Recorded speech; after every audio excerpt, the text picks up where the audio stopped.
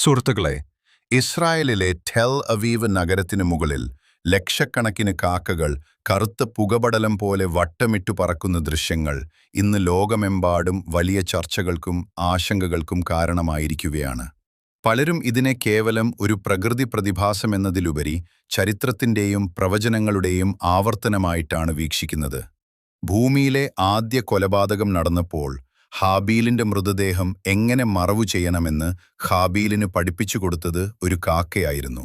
അന്ന് തുടങ്ങിയതാണ് മനുഷ്യചരിത്രവും ഈ പക്ഷിയും തമ്മിലുള്ള അഭേദ്യമായ ബന്ധം.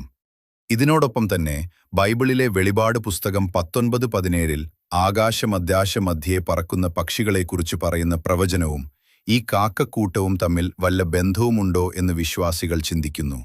ചരിത്രപരമായ ഇത്തരം അടയാളങ്ങൾ ഇവിടെ വീണ്ടും ദൃശ്യമാകുകയാണോ? എന്നാൽ ശാസ്ത്രലോകം ഇതിനെ പക്ഷികളുടെ ദേശാടന പാതയിലെ സ്വാഭാവികമായ പ്രതിഭാസമായിട്ടാണ് കാണുന്നത്.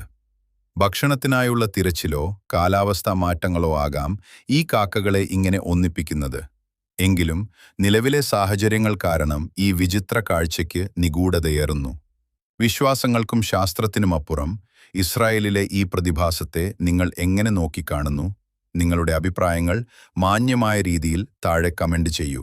കൂടുതൽ അറിവുകൾക്കായി ഈ വീഡിയോ ഷെയർ ചെയ്യൂ.